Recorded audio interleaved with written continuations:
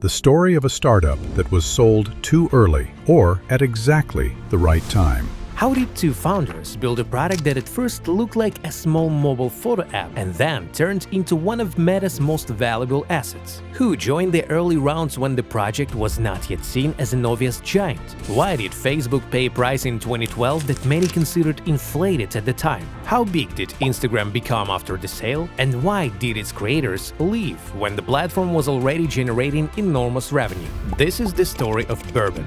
The pivot to Instagram, the $500,000 seed round, the Series A with Benchmark, the deal with Facebook, the promised autonomy, the launch of Stories, Live and Reels, growth to a billion-user audience, conflicts over control, and the antitrust dispute that continues to this day. At first, there was no Instagram. There was Bourbon, a mobile service with geolocation, check-ins, meetup plans, and photos. For it, Kevin Systrom raised $500,000 in March 2010 from Baseline Ventures and Andreessen Horowitz.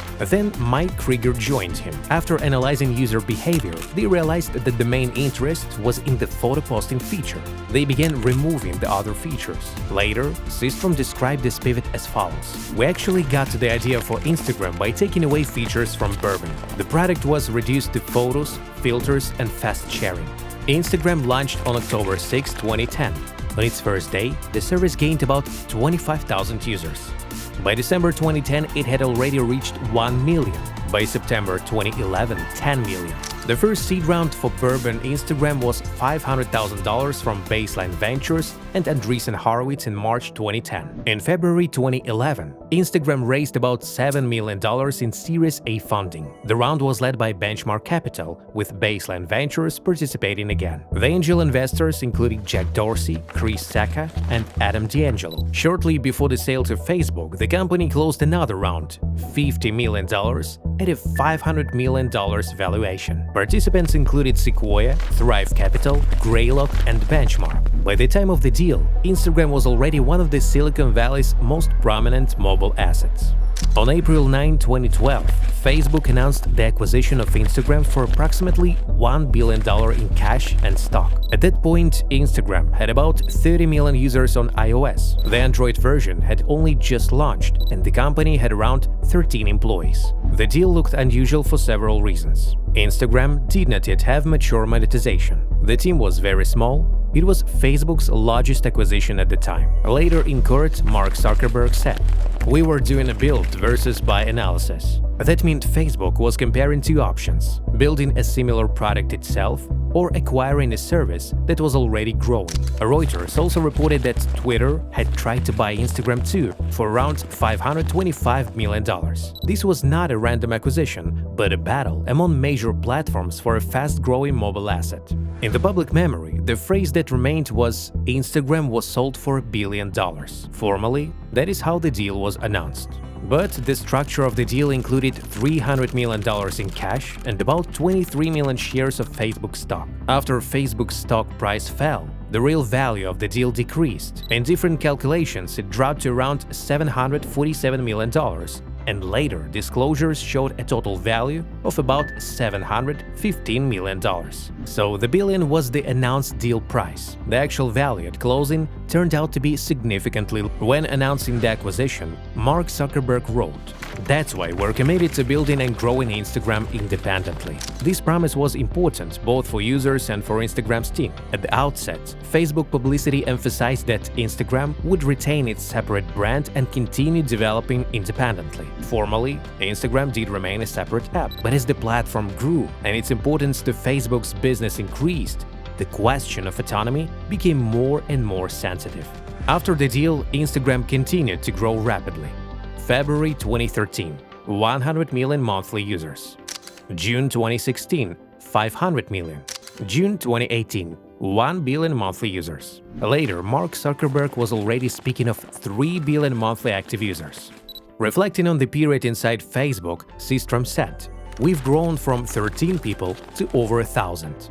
By 2025, according to eMarketer estimates, Instagram was expected for the first time to generate more than half of Meta's advertising revenue in the United States, about $32.03 billion, or 50.3% of the company's US ad business. After the acquisition, Instagram stopped being just a photo app. The platform consistently added new formats. June 2013 – Video, December 2013 – Direct, 2016 – Algorithmic Feed, August 2016 – Stories, late 2016 – early 2017 – Live, August 2020 – Reels.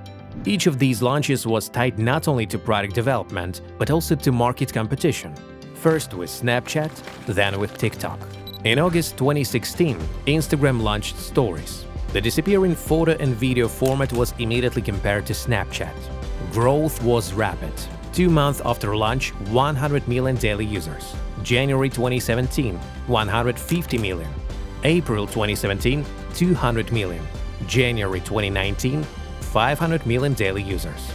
By April 2017, Instagram Stories had already surpassed Snapchat Stories in audience size. Later, Instagram added ads to Stories, and the format itself became one of the platform's main sources of advertising inventory. Live streaming began rolling out in late 2016 and launched globally in early 2017. The format increased engagement and gave creators another surface for interacting with their audience within Instagram. Live became part of Instagram's broader ecosystem alongside Stories, Direct, and the main feed. Instagram disclosed large standalone figures for Live less often than for Stories and Reels, but strategically, live broadcast expanded Instagram's role as a platform for content creators. On August 5, 2020, Instagram launched Reels, short vertical videos. This was a direct response to TikTok's growth. In its official announcement, Instagram described Reels as a new way to create and discover short, entertaining videos. Later, Meta reported that Reels had reached an annual revenue run rate of approximately $3 billion. The company later said that Reels monetization was improving and that the format itself was becoming increasingly important to overall revenue. According to Reuters, users were spending nearly 2/3 of their time on Instagram watching video.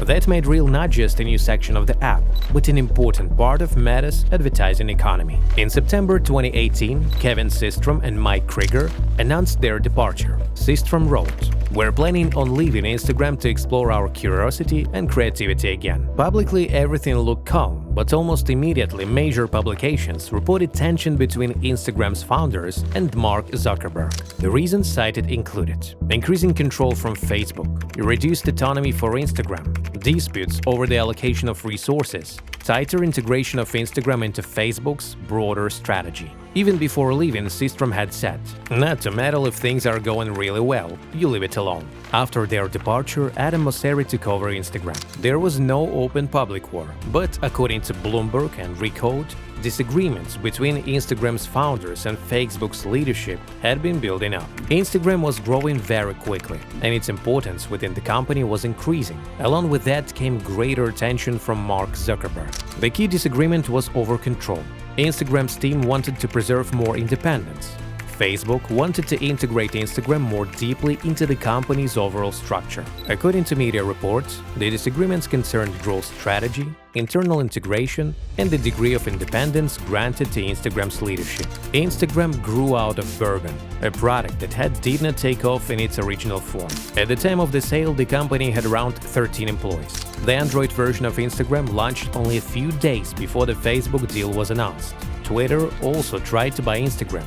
The announced deal price was $1 billion, but the actual value became lower after Facebook's stock fell. Instagram was acquired as a fast-growing photo-sharing service, but over time it became one of Meta's main video platforms. By 2025, Instagram was expected to generate more than half of Meta's US advertising revenue for the first time. In 2012, the FTC closed its review of the deal without taking action, and the acquisition went through. But in 2020, the US regulator filed an antitrust lawsuit against Meta, arguing that the company has strengthened its monopoly power in part through its acquisitions of Instagram and WhatsApp. In November 2025, Meta won the case in the first instance. In January 2026, the FTC announced an appeal. More than 10 years after the deal, the dispute over Instagram's acquisition is still not over.